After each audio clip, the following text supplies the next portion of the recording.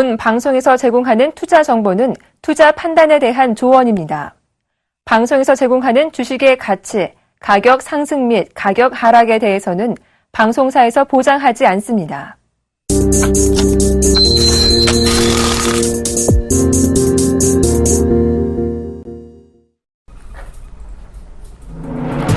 안녕하십니까. 2부로 다시 왔습니다. 출발 진시와이디의 최혜린입니다.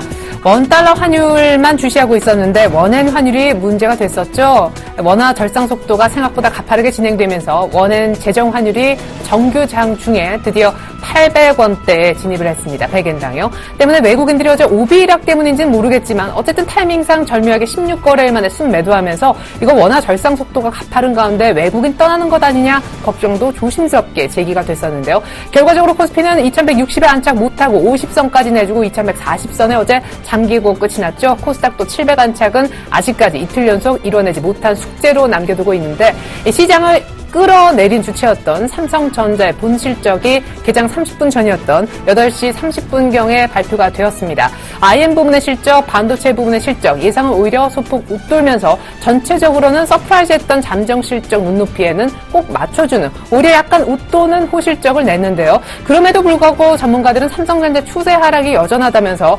급반등은 좀 힘들 거란 전망도 조심스레 일부에서 제기를 한 바 있습니다. 오늘 이뿐만 아니라 G4라는 새로운 스마트폰을 이미 출시한 LG전자의 1분기 실적도 오늘 오후장에서 발표가 예정이 돼 있는데 IT 부문의 움직임 오늘 중요할 것 같고요. 어제 장이 끝나고 나서 현대중공업, 삼성중공업 등 대형 조선주들의 실적 또한 공개가 되었습니다. 실적이 바닥이라서 좋게 보는 현대중공업도 얘기가 있었지만 실적이 쇼크 수준으로 나왔기 때문에 더 안 좋다는 삼성중공업의 전혀 다른 분석도 뒤따랐습니다. 오늘 IT, 조선 집중적으로 들여다보겠습니다. 저희 오늘 출발 증시와이드 2부에 도움 말씀 주시고자 두 분의 전문가가 나와주셨는데요. 스타인베스트의 윤동식 대표님 그리고 샘플러스의 황민혁 멘토님 인사부터 나누겠습니다. 두 분 안녕하세요. 네, 안녕하세요.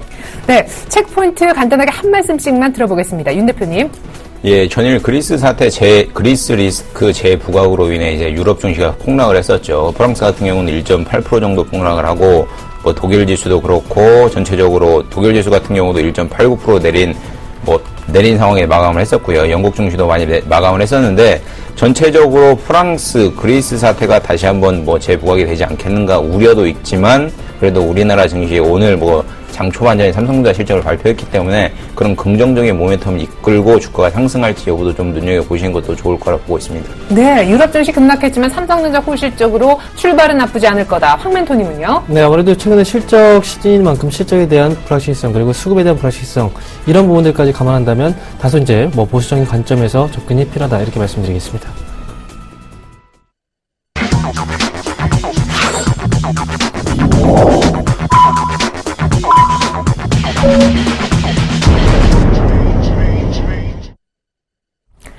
(4월 29일) 수요일 오프닝벨이 울렸습니다. 우리 장 개장을 했는데요. 삼성전자의 본 실적에 대한 시장의 반응이 어떨까? 당장 삼성전자 주가부터 궁금해지고 어제 살짝 원엔 환율에 대한 800원대 진입, 그러니까 원화 절상에 부담을 느낀 외국인들의 약간의 순매도, 이 부분도 오늘 또다시 순매수로 잡힐지 오늘 시장 수급 삼성전자 궁금한 게 많습니다. 일단 개장가부터 들어보겠습니다. 윤 대표님. 예, 거래소 같은 경우는 5.35포인트 상승한 2153.02, 01 이 선에서 시작을 하고 있고요. 코스닥 지수 같은 경우는 2.19% 상승한 698.98포인트에서 상승을 하고 있습니다. 지금 어제 종가상으로 보면 5일선을 무너뜨리고 외국인의 매도로 인해 5일선을 무너뜨리고 5일선 밑에서 마감을 했었는데 오늘 같은 경우는 어떻게 보면 좀 약보합이나 강보합, 보합권에서 장이 마감되거나 출발되지 않겠는가라고 좀 전망을 해드리고요. 네.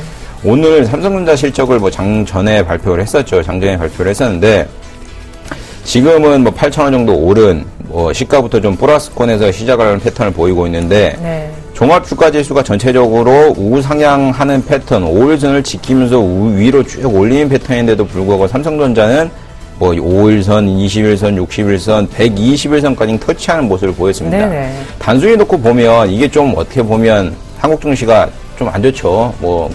노름판도 아니고 쉽게 대형주가 이렇게 증시와 역행한다는 패턴을 보인다는 모습 자체가 좀 말이 안 되는 상황인데 네.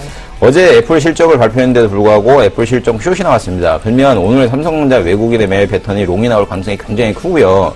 그렇다 보면 이제는 121선 이 가격 이 밴드 라인에서는 어느 정도 좀 바닥을 다지면서 위로 상승하는 패턴이 나오지 않겠는가라고 짧게 던져드리겠습니다. 그러면 단기 반등 목표치는 어느 정도가 될까요? 삼성전자. 뭐 오른다고 하면 61선까지는 좀 가지 않겠는가라고 생각을 하고 있는데 네. 저희가 생각하는 것처럼 이렇게 가파르게 상승하기보다는 네. 점차적으로 조금씩 오를 거라고 판단되고 있고요.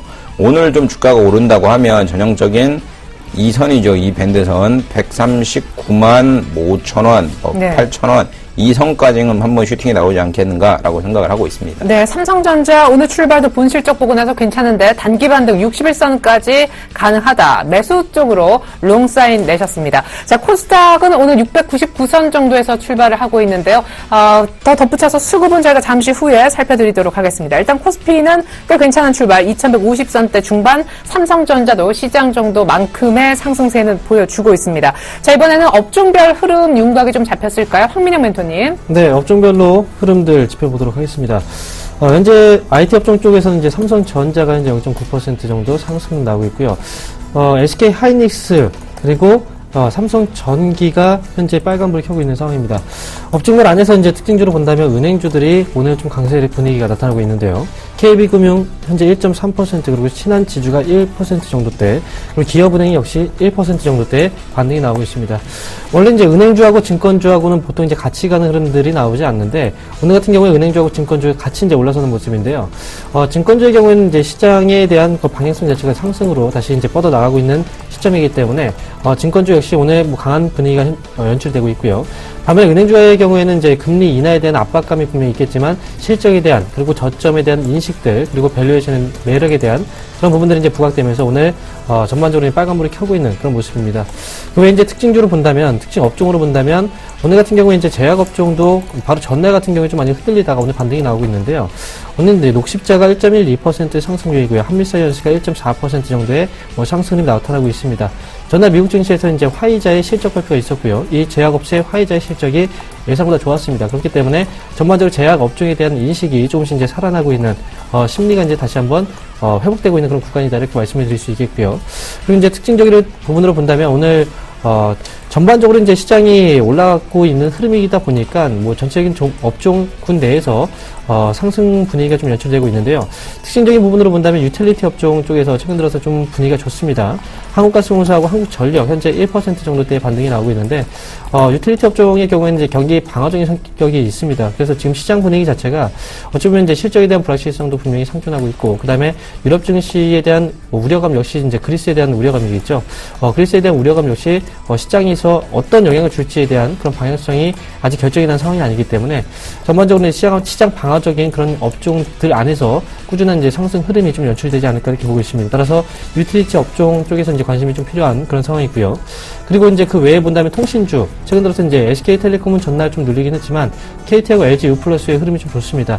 그래서 시장의 변동성이 발생될 수 있다는 우려감이 있다면 결국은 배당에 대한 매력이라든지 또는 어떤 이제 경기 방어적인 성격 쪽으로 이제 자금들이 이동하기 때문에 통신 업종도 역시도 지금 현재로선 관심권 안에서 좀 두고 보셔야 되는 그런 업종이다 이렇게 말씀을 드리겠고요. 네.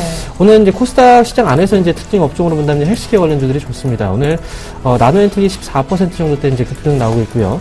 인피니트 헬스케어 그리고 인성정보, 비트컴퓨터, 유비케어, 휴비츠 전반적으로 헬스케어 업종과 그리고 그 이어서 온라인 모바일 게임 업종도 역시 오늘 코스닥 시장 안에서 좀 강세 분위기가 연출되고 있으니까 오늘 뭐 단기적인 뭐 시세 차익을 원하신다면 이 업종 쪽으로도 한번 관심을 돌려보실 필요도 있겠다 이렇게 말씀드리겠습니다. 네, 저희가 출발 증시와이드 1부 마지막에 언제나 함께 하시는 샘플러스 이두코 멘토님의 순환매 예상 적중 종목 가운데 LG U+ 11,000원대 갈 수 있을까 했는데 오늘 지금 터치는 하고 있다는 사실 짚어드리겠습니다. 이번엔 수급을 한번 들여다봐야 될 것 같아요. 이제 뭐 개장한 지 10분도 안 됐기 때문에 윤곽에 잡혔다 보긴 어렵지만 일단 거래소에서 외국인들이 팔지는 않고 있네요. 윤 대표님. 예, 지금 시장의 수급을 좀 놓고 보면 외국인 같은 경우는 26억 그리고 순매수 기조를 유지하고 있고요. 거래소 시장에서 코스닥 시장에서는 9억 정도 매도를 하고 있고 기관 같은 경우는 역으로 거래소 시장에서 한 150억 정도 매도하고 코스닥에서는 한 3억 정도 순매수 기조를 유지하고 있고 개인 같은 경우는 어떻게 보면 거래소 시장, 코스닥 시장, 양시장에서 123억 5억 정도 여지없이 매수를 하고 있는 것 같습니다. 외국인을 놓고 보면 업종별로 화학업종에서는 좀 매수세가 나오고 있는 상황이고요. 전기전자 쪽에서는 기관과 외인이 다 29억, 63억 정도 매도를 하고 있는 상황이고, 아까 말씀하신 대로 외국인 같은 경우가 통신업종에서 23억 정도, 그리고 금융업에서 16억 정도 순매수 기준을 유지하고 있는 것 같습니다. 이 패턴을 놓고 본다면 결국은 외국인의 이 매수세, 이 방향성이 지속되고 유지가 된다 그러면 이제 금리 인상 아니면 경기가 둔화되는 거에 맞춰서 경기 둔화에 가는 업종 종목들이 좀 가지 않겠는가라고 생각을 하고 있고요. 네. 그것에 발맞춰가지고 외국인이 통신업도 그렇고 금융업도 그렇고 좀 매수하는 패턴을 보이고 있지 않나라고 짧게 정리를 해드리겠습니다. 네. 그래요. 저희가 오늘 돌발 종목 첫 종목으로 조금 후에 살펴볼게요. 저희가 삼성전자 얘기를 먼저 하려고 했었는데 오늘 내추럴 엔도텍이 다시 한번 11% 급락하고 있기 때문에요. 내추럴 엔도텍 관심 굉장히 많으시죠? 어제 거래 대금이 거의 한 7천억대 후반, 8천억에 육박했는데 내추럴 엔도텍도 저희가 잠시 후에 자세하게 들여다봐 드리도록 하겠습니다. 자, 이번엔 수급 한번 들여다봤으니까 외환시장 출발 분위기 짚어보죠. KB 외환선물로 가겠습니다. 정경팔 팀장님.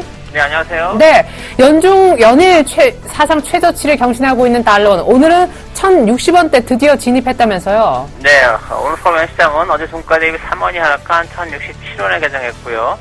개장 이후 1,066원, 60전까지 낙폭을 조금 더 키웠습니다. 이 시각 현재는 개장가보다는 소폭 상승한 1,067원 40전에 거래되고 있습니다. 오늘 환율이 하락한 것은 미 경제 지표가 혼조세를 보이면서 미 연준의 금리 정상화 시기가 연기될 것이라는 전망이 강화된 결과입니다. 어제 발표된 미국의 2월 케이스 실러 주택 지표는 예상보다는 호조를 보였습니다만 4월 소비자 신뢰 지수는 작년 12월 이후 최저 수준을 기록했는데요. 두 경제 지표는 시장별로 각각 다르게 영향을 미쳤습니다. 미 국제 수익률의 경우 주택 지표 호주의 영향을 크게 받으면서 상승세를 보였고요. 반면에 소비자 신뢰 지수의 상승은 크게 영향을 주지 못했습니다. 그러나 외환시장에서는 주택 지표의 호조보다는 소비자 신뢰 지수의 부진에 더 큰 충격을 받는 모습이었고요. 이 때문에 미 국제 수익률의 상승에도 불구하고 달러화는 엔화를 포함하는 주요 통화 대비 약세를 보였습니다. 여기에 그리스 부채 협상이 순조롭게 진행될 것이라는 전망이 유로화가 강세를 보이는데 영향을 주었고요.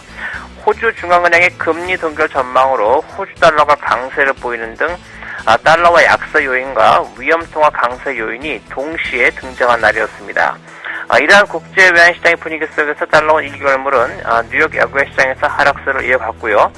달러 엔과 흐름을 함께하면서 현물 환율로 환산해 1,064원 55전 수준에서 뉴욕 여교외시장 거래를 마감했습니다.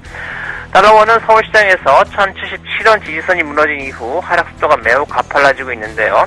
연 저점이었던 1,072원과 어제 종가인 1,070원까지 하향 돌파하면서 1,060원대 진입하고 있습니다.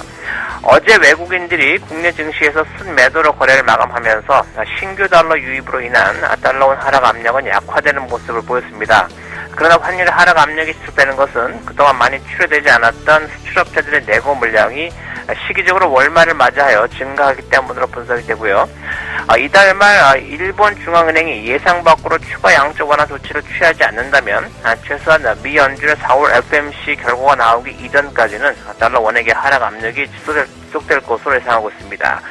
뚜렷한 반등 요인을 찾기 힘든 상황에서 1,065원과 1,060원 등 5원 단위로 지지선이 하락하면서 하락세가 이어질 것으로 전망됩니다. 오늘 달러원은 1,060원에서 1,069원 사이의 거래 범위를 사고 있습니다.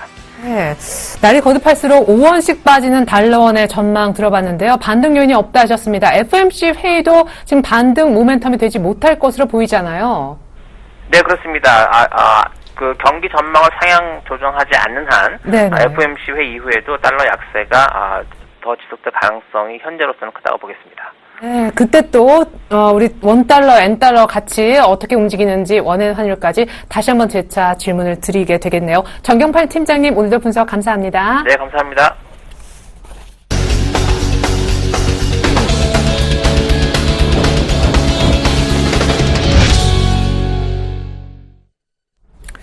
네, 오늘 돌발 종목입니다. 4월 29일, 22일자, 그러니까 바로 일주일 전에 바로 이 사태가 터졌었죠. 내추럴 엔도텍이 이른바 가짜 백소 사용 논란이 지금까지 이어지고 있는데 어제 닷새 만에 한가가 풀리면서 자사주 매입과 발맞춰 주가가 반등하는 듯 했었는데요. 엄청난 거래 대금, 거래량이 화제를 부리기도 했었고요. 오늘 재차 급락하고 있습니다. 한국소비자원에서 얘기를 들어보면 이미 그쪽에서는 내추럴 엔도텍 쪽에서는 사장도 가짜 백소라고 시인을 했었다. 뭐 지금 이제와 번복하고 있다. 이런 뭐 계속 팔롭되는 그런 업데이트 뉴스들이 들어오고 있는데 삼성전자 얘기는 좀 나중에 하고요. 내추럴 엔도텍에 대한 뷰 양쪽에 한번 들어보겠습니다. 일단 공매도에 공매도가 겹쳤고 또 여기에 단타 치는 세력까지 해서 거래 대금이 그렇게 늘어났다 분석이 있는데 황민영 멘토님이 먼저 한 말씀 해주시죠. 네, 지금 내추럴 엔도텍이 어제 잠깐 이제 반등이 나오면서 이제 자사주 매입에 대한 효과가 나오지 않을까 이렇게 이제 생각을 했지만 결국은 이번에 이제 백소에 대한 그 논란 자체가 지금 거짓이 아니고 이제 사실로 지금 얘기가 나온 거죠. 그렇기 때문에 자사주 매입을 통해서 이제 뭐 주가를 방어한다고 하더라도 그 방어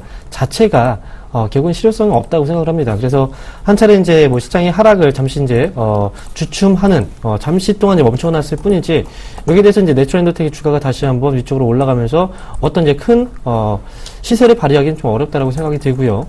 첫 번째 어제 같은 게 반등에서는 분명히 이제 조금 어느 정도 물량들을 정리하셨어야 되는데 그때 이제 또 신규로 매수하신 분들도 분명히 계실 겁니다. 이렇게 이제 뭐 내추럴 엔도텍이 사실 기본적으로 기업의 실적이 좋아질 수 있느냐 없느냐 가장 중요한 건데 이거 자사주 매입에 대한 그 효과가 결국은 뭐 실적으로 이어지는 그런 효과는 아니거든요. 그래서 결국 이제 시장 안에서 소비자들의 신뢰 자체를 잃었다는 것 자체가 내추럴 엔도텍이 앞으로 이제 성장하기에는 어느 정도 제동이 걸린 상황이기 때문에 지금 시점에서는 내추럴 엔도텍은 당연히 정리를 하고 보시는 게 맞겠다 이렇게 말씀을 드릴 수 있겠습니다. 예, 오늘 사실 한국소비자원 그러니까 식약처예요.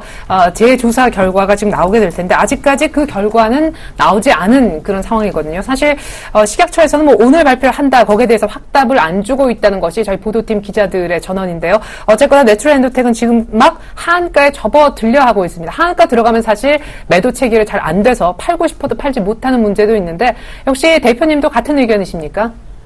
예, 그렇죠. 지금 빨리 매도하시는 게 낫고요. 왜 그러냐면 참 이게 좀 아이러니한 것 같습니다. 지금 식약청은 29일 날 원래는 결과를 발표하기로 했었는데 좀 연기를 했고요.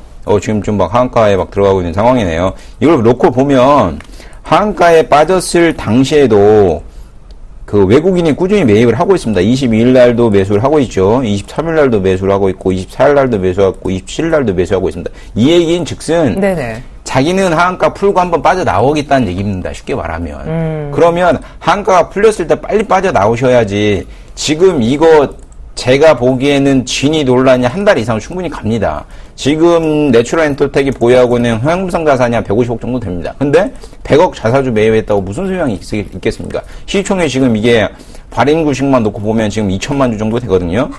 제가 지금 정확히 좀 안 나오고 있는데 2천만 주 정도 되는데 시총이 1조 8천억짜리 회사가 자사주 100억 매입한다. 이거 아무 의미 없거든요. 현실적으로 보면. 네. 그렇다 보니까 진위 논란이 끝나기 전까지는 누구 말이 맞네 틀리네 끝나기 전까지는 분명히 주가가 요동을 칩니다. 네. 이런 종목에 투자를 하시는 거는 선물에 투자하시는 것처럼 굉장히 위험한 투자이기 때문에 방향성을 어떻게 뭐 위로 본다. 단기적으로 물론 뭐 좋은 뉴스가 나와가지고 단기적으로 상한가에 가고 누군가는 털고 나오려는 세력이 분명히 존재할 겁니다. 그런데 그런 거에 좀 연연하지 마시고 네. 개인 투자자가 가지고 계신 돈은 굉장히 소중한 돈이잖아요. 네네. 그렇기 때문에 이런 종목 말고 괜찮은 종목 많기 때문에 굳이 어렵게 이 진위 여부를 가지고 막 논쟁을 하는 기업에 투자를 하기보다는 조금 안정적인 종목에 투자하시는 게 좋을 거라고 판단하고 있고요. 네네. 지금 이 종목은 제가 말씀드린 대로 수익 실현하거나 아니면 그냥 손절하고 빨리 나오시는 게 어떻게 보면 건강에 좋지 않겠나라고 짧게 정리를 해드리겠습니다. 네, 이 종목으로 수익을 낸 분이 있을까요? 어제 잠깐 내는 것 같았다가 지금 곧바로 지금 하한가를 맞은 그런 분위기가 아닐까 싶은데 내추럴 엔도텍 오늘 다시 한번 하한가에 터치했을 정도로 재급락하고 있다는 소식 전해드렸습니다. 모두 다 팔자 의견도 나왔고요. 삼성전자, LG전자 같이 한번 살펴보고자 합니다. 삼성전자 얘기를 일단 해주셨고 매수 쪽으로 단기 반등 가능하다 얘기도 있었는데 그러면 우리 황민영 멘토님도 똑같은 의견이세요? 삼성전자의 주가 조정은 사실 이제 어찌보면 당연하다라고 생각합니다. 그 전에. 앞에 근데 진짜 왜 빠진 겁니까? 어제까지요? 일단 그동안 이제 삼성전자에 대한 실적 뭐 전망치가 사실 올라갔던 건 맞는데 네. 중요한 건 삼성전자가 이번에 갤럭시 S6에 대한 사실 기대감이겠죠. 근데 네. 기대감만큼 사실 갤럭시 S6가 그렇게 판매량이 폭발적으로 증가한 건 아니거든요. 그렇기 때문에 기대감이 이미 선반영됐던 부분 자체가 이제 주가 조정으로 한번 이어진 거고요. 예. 이번에 실적이 이제 확실하게 이제 발표가 된 그 상황 속에서 삼성전자가 재차 반등이 나오고 있긴 한데 사실 지금 자리에서 삼성전자가 얼마나 더 많이 올라갈지에 대한 그 부분에 대해서는 아직까지 확답을 좀 내놓기는 좀 어려울 것 네. 같다라고 생각이 듭니다. 지금 같은 경우에는 최근에 많이 빠지고 나서 오늘 첫 번째 이제 반등 자체에 대해서는 어느 정도의 기술적 반등의 영역이라고 생각이 들고요. 이 안에서 이제 추가적인 반등이 나온다고 한다면 네. 만약에 이제 보유자의 경우에는 150만 원 정도 그 안에서는 어느 정도의 물량을 조금씩 줄여 나가시는 전략이 좋을 것 같다 이렇게 말씀드리겠습니다. 네. 그리고 앞서서는 단기 반응을 한 61선까지 정도로만 봐주셨던 윤 대표님의 분석도 있었습니다.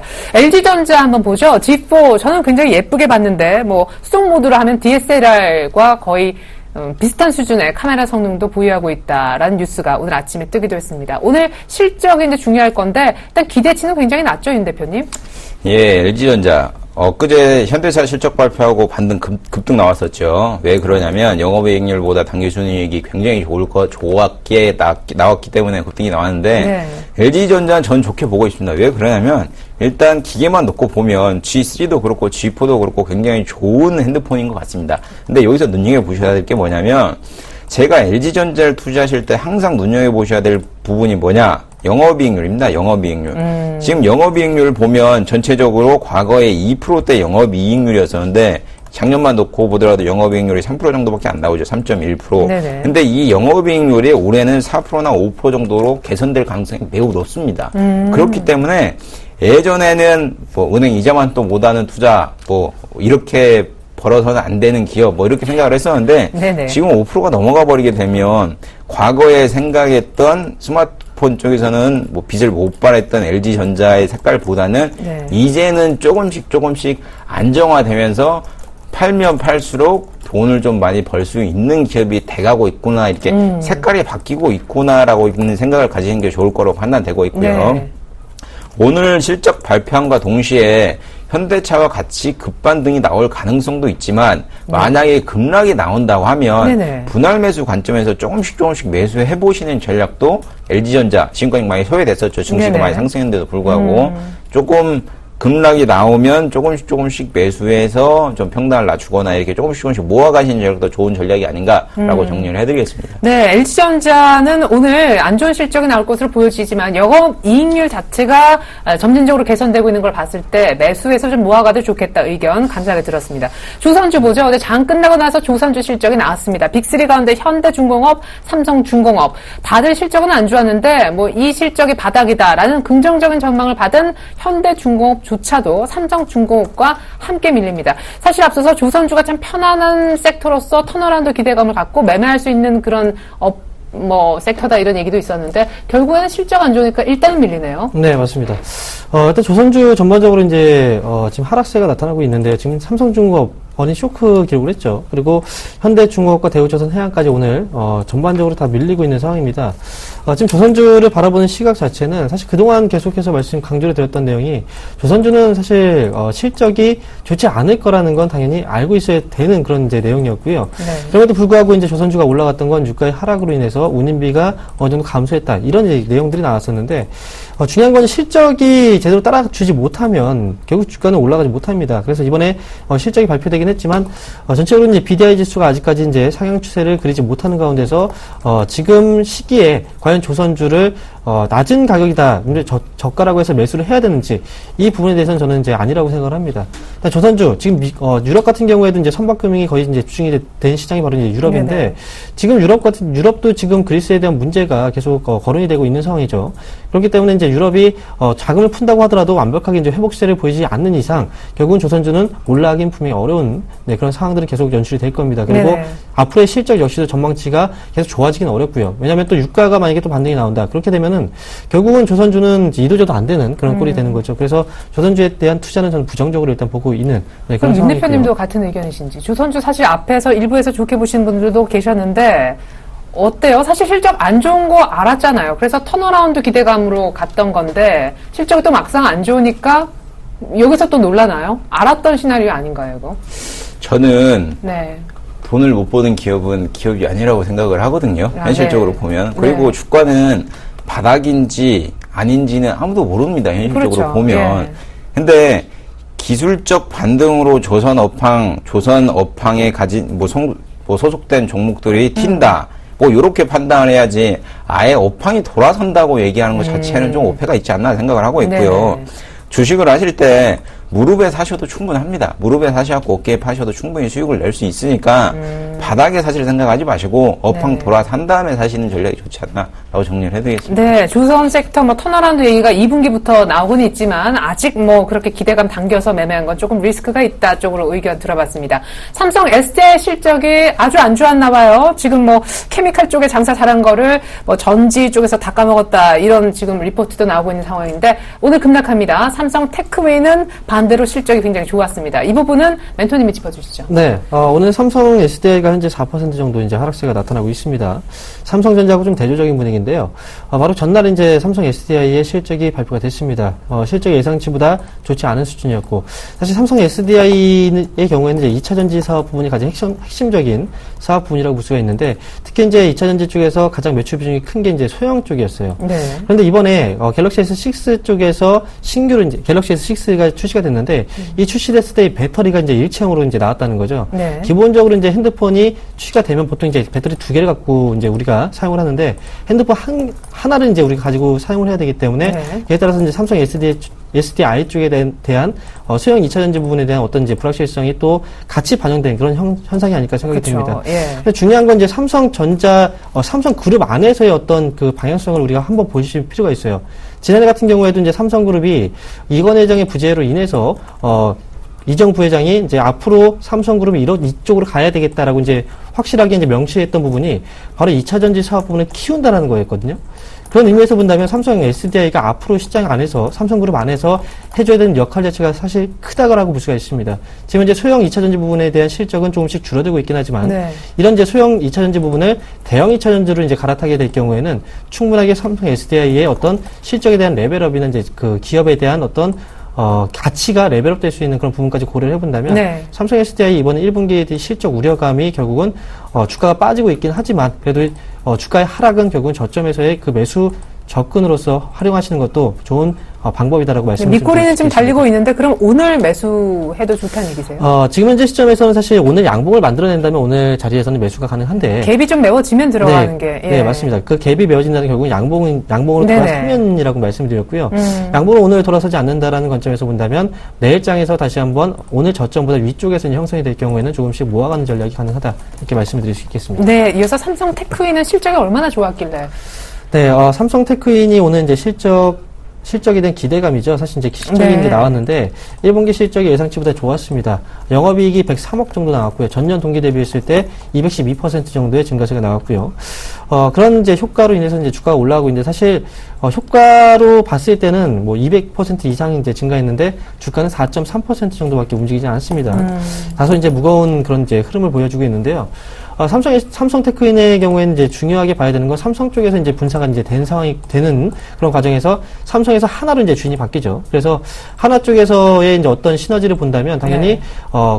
국방 사업이죠. 항공 사업 부분에 대한 어떤 이제 큰 시너지 효과를 앞으로 좀 기대해 볼 수 있다는 점에서 봤을 때 방위산업. 네, 네네. 방위산업. 그쪽에서 본다면 삼성테크위는 현재 구간대에서는 주가가 오히려 이제 많이 올라가지 않는 게 오히려 호재라고 볼 수 있겠습니다. 그래서 매수 접근하시려고 이제 생각하시는 분들의 경우에는 지금 현재 자리에서는 조금씩 역시 이제 모아가는 전략도 충분히 가능하다고 말씀드릴 수 있겠고요.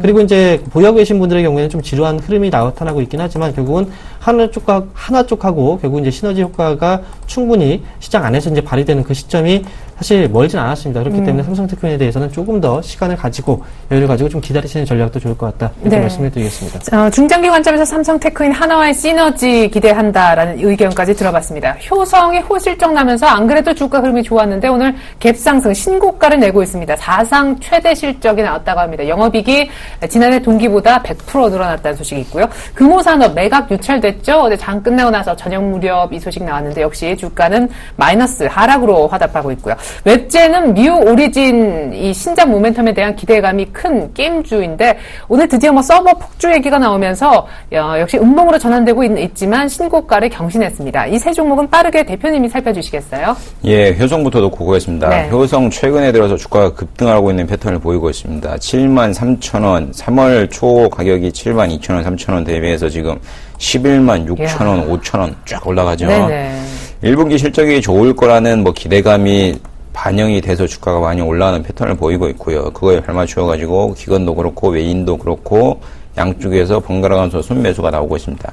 자, 이 종목을 신규로 들어가실 분 없죠. 현실적으로 보면. 네. 그러면 과연 언제 팔고 나와야지 예술적으로 팔고 나오는 자리가 되냐라고 생각을 해보셔야 될 것 같은데 이제 오늘 같은 경우는 좀 보면 차트를 놓고 보면 볼린저 밴드 상단 찍으면서 계속 밑으로 내리는 패턴을 보이고 있는 상황이죠. 만약에 오늘 볼린저 밴드 상단을 돌파를 못한다고 하면 네. 뭐 이 상단이 점차적으로 좀 올라가겠지만 그리고 돌파를 못한다고 해도 그래도 좀 가져가시는 전략이 좋을 거라고 판단되고 있고요. 네. 이런 종목 같은 경우는 언제 매도를 해야 되는지는 분명한 자리는 없습니다. 현실적으로 보면. 그러면 어떻게 매도를 해야 되냐면 이평선을 매우 작게 잡으세요. 한 3일선, 2일선 이렇게 이평선을 잡으신 다음에 그 이평선이 무너졌을 때는 바로 매도를 하시는 전략도 있을 거고요. 네네. 아니면 분봉으로 놓고 보셔가지고 30분봉 놓고 보시고 30분봉 놓고 보시면서 5일선이 무너졌을 때 바로 매도하고 나오시는 전략이 좋지 않나. 그게 수익을 극대화시키는 방법이 아닌가라고 뭐 짧게 정리를 해드리겠습니다. 네. 이어서 금호산업 그리고 웹젠이요. 예, 금호산업부터 놓고 보겠습니다. 금호산업 같은 경우는 이제 우선 협상자, 뭐 호방건설이 될지, 뭐 누가 될지, 뭐 문제가 많았었는데 결국은 우선 협상자 대상에서 채권단이 안 한다. 네네. 예, 나는 이제 안 하겠다. 뭐 요 얘기가 있어가지고 주가가 좀 밀리고 있는 상황인데 예. 오늘 같은 경우도 7% 정도 하락한 21,200원 선에서 거래되고 있습니다. 이런 이슈, 금호산업 매각과 관련된 이슈 때문에 작년 11월부터 주가가 11,000원부터 33,000원, 물론 200% 가까이 폭등을 하는 패턴을 보였었는데, 네. 결국은 뭐 매각 안 한다. 나는 이제 뭐 그런 얘기와 동시에 주가가 전체적으로 쭉 흐르는 패턴을 보이고 있는데, 네네. 이런 이슈가 계속 재부각이 되면 결과론적으로는 주가는 제자리를 찾아가기 마련입니다. 네. 그렇다고 주가가 11,000원까지 쭉 밀릴 가능성은 현저하게 좀 낮다고 보고 있는 상황이고요. 그거에 대비해서 주가는 어느 정도 선, 이 가격선 17,000원, 18,000원 이 선에서는 뭐 반등이 나오지 않겠는가라고 생각을 하고 있는데 이렇게 이슈가 관련된 여러 종목들에 대해서는 조금 짧게 좀 트레이드 하시는 전략이 좋을 거라고 판단되고 있고요. 단기적으로 이 종목을 보유하고 계신 분들이라면 지금 단기 이평선들이 쭉 모아가시는 이게 모아가는 패턴을 보이고 있기 때문에 단기 이평선이 모아가면서 하방으로 꼬꾸라지는 모습을 안 보인다고 하면 보유하셨다가 슈팅 나왔을 때 털고 나오시는 전략도 좋고 이평선이 좀 무너진 패턴을 보인다 그러면 뭐 매도하고 나오시는 전략이 좋지 않나라고 짧게 정리를 해드리겠습니다. 네. 이제 마지막으로 웹젠인데 많이 올랐죠. 네. 오리진. 예, 뮤 오리진 이름도 뭐가 어렵네요. 아니에요. 굉장히 중요한 게임입니다. 아니 이 웹젠 주가가 됐느냐 마느냐가 뮤 오리진에 달렸잖아요 지금. 그렇죠, 네. 그렇죠. 이름은 어려워요. 그렇죠? 예, 예. 뭐 게임 산업이라는 것 자체가 결국은 그 뭐죠? 이게 개발했을 때 비용이 최대한 많이 들고 그리고 개발한 이후 오픈한 이후에는 뭐 거의 운영비밖에 안 드는 상황인데 예. 그렇다 보니 리스크가 굉장히 큰 산업인 건 분명합니다. 근데 오픈했는데 대박이다. 그럼 주가는 뭐 가기 마련인 것 같고요. 네. 현실적으로 보면 네. 이런 종목에 대해서도 언제 어디까지 가져가야 될지 아니면 단기로 트레이드를 해야 될지 장기로 가져가야 될지 아무도 모르는 소리고요. 솔직히 네. 말씀드리면 전고 좀 뚫어가지고 지금 최고가 달리고 있는 상황이죠. 43,850원. 패턴 매우 좋습니다. 오늘 뭐 음봉을 나온다 치더라도 이 종목 같은 경우는 아까 말씀드린 대로 볼린저 위에 뚫고 지금 뭐 왔다 갔다 하는 패턴이기 때문에 이 종목은 그냥 안전하게 5일선 이탈 안 되면 홀딩해서 가져가신 전략이 좋지 않나라고 정리를 해드리겠습니다. 예, 그래요. 현재 가격에서 5일선 정도면 한 4만 원대 초반 정도가 될 것 같습니다. 웹젠, 금호산업, 효성까지 모두 다 이평선을 잘 주시하셔야 될 것 같습니다. 오늘 앞서서 조선주도 분위기가 안 좋았지만 오늘 조선과 더불어서 안전 섹터를 꼽으라면 바로 건설이지 않을까 싶습니다. 전반적으로 건설주가 다 내리는데요. 대우건설은 7거래일 연속 밀립니다. 오늘 꽤나 가파른 하락세를 또 보여주고 있고요. 있고요. 현대산업 역시 1분기 실적의 기대 예상에 못 미치면서 약세를 보이고 있습니다. 이 조선과 건설이, 특별히 건설은 더 많이 올랐었는데 실적 발표를 기점으로 밀린다. 건설주는 어떻게 보고 계십니까? 네, 조선주하고 건설주하고는 사실 좀 비교를 해봐야 될 필요가 있습니다. 네. 조선주의 경우는 실적이 안 좋았죠. 실적이 안 좋은 가운데서 앞으로 실적에 대한 불확실성이 분명히 있는 상황이고요. 지금 건설주의 경우에는 지금 현재 실적 발표를 한 그 기업들이 예상치를 하회했을 뿐이지 실적이 완벽하게 이제 쇼크를 기록했거나 뭐 그렇게 보기는 어렵습니다. 그래서 기대치를 충족시키지 못했다는 부분하고 아니면 쇼크를 기록했다, 이 부분 자체가 이제 다른 그런 상황이라고 볼 수가 있겠고요. 오늘 같은 경우는 건설주 전반적으로 지금 내림세가 나타나고 있는데, 전날 같은 경우 현대건설이 이제 실적 발표하고 나서 예상치를 좀 충족시키지 못하는 그런 수치가 나타났었고, 좀 이어서 이제 삼성 엔지니어링과 오늘 밀리고 있는 섹터로 본다면 GS건설, 대우건설, 현대산업이 있는데, 네. 특히 이제 대우건설하고 현대산업의 주가가 좀 강하게 밀리고 있는 모습입니다. 먼저 현대산업부터 이제 보게 되면요, 현대산업과의 경우에는 그동안 이제 실적에 대한 기대치가 너무나 높았어요. 왜냐하면 국내 쪽에서 이제 한정된 그 사업을 영위하고 있고, 국내 건설 시장이 결국 이제 좋아지고 있다는 뉴스는 계속해서 시장 안에 계속 이제 나왔던 그런 내용이었기 때문에, 그만큼 현대산업에 대한 실적의 기대치가 이제 높아진 만큼 어찌 보면 이제 실망이 좀 크지 않았을까, 이렇게 생각이 좀 생각을 해볼 수가 있겠고요. 네네. 그에 따라서 주가가 오늘 뭐 조정을 받는다. 이 조정 자체가 실질적으로 주가가 하락으로 꺾이면서 이제 시장의 분위기 자체가 바뀐다라고 보기는 어렵고, 일시적으로 이제 실망 매물이 추출되면서 일시적인 그 주가 하락으로 이어지고 있다, 이렇게 표현하는 게 맞을 것 같습니다. 네. 반면에 이제 대우건설의 경우에는요, 대우건설은 지금 뭐 실적에 대한 뭐 우려감이, 그리고 이제 또 해외 쪽 사업분에 대한 우려감이 지금 계속해서 주가를 밀어내고 있는 부분인데. 근데 연일 지금 밀리네요. 네, 맞습니다. 예. 근데 뭐 현대산업을 제외하고 이제 나머지 건설업체들의 경우에는 국내 쪽보다는 해외 쪽에 대한 실적 비중이 크기 때문에, 네네. 대우건설의 이런 불확실성 자체가 어떻게 보면 그 건설업체 내에서도 이제 개별적으로 주가가 하락으로 이어질 가능성도 분명히 배제할 수 없습니다. 따라서 건설주들은 이제 선별할 때 어떤 기업을 선택을 할 것인지, 그 여부가 뭐 분명히 중요하다고 볼 수가 있겠고요. 그 와중에서 이제 본다면 해외 쪽하고 국내 쪽하고 같이 이제 건설 쪽에 대한 그런 사업을 같이 영위하고 있는 건설 중에서는 제가 지난번에 말씀드렸지만 현대건설이 그나마 좀 낫다라고 말씀드렸고요. 예. 그래서 이제 실적도 어느 정도 이제 해결이 된 상황이기 때문에 지금 현재 시점에서 건설주를 접근하신다, 이런 생각을 하신다면 대우건설이나 다른 이제 건설 업체들보다는 당연히 이제 현대건설 쪽으로 이제 네. 저가 매수는 좀 가능하다, 이렇게 말씀을 드릴 수 있겠습니다. 네, 오늘 건설주, 조선주 분석까지 들어봤습니다. 역시 실적을 기점으로 분위기가 살짝 바뀌고 있는데, 건설주는 또한 옥석 가리기가 실적 발표 기점으로 진행이 되는 듯합니다. 두 분께 끝으로 전략을 여쭤보고 인사를 나눠야 될 것 같아요. 윤 대표님은 그리고 약속하신 대로 오늘 사볼 만한 종목 하나 공개해 주셔야죠. 네, 코너가 없어서 종목을 얘기 안 하신다 해서 저희가 일주일 뒤로 미룬 시점이 오늘이잖아요. 예, 시작하기 전에 삼성전자 풀면서 하라고 말씀드렸는데, 뭐, 올라가고 있죠. 이미 늦었으니까 삼성전자는 뭐, 아니라고 생각을 하고 있고요. 네.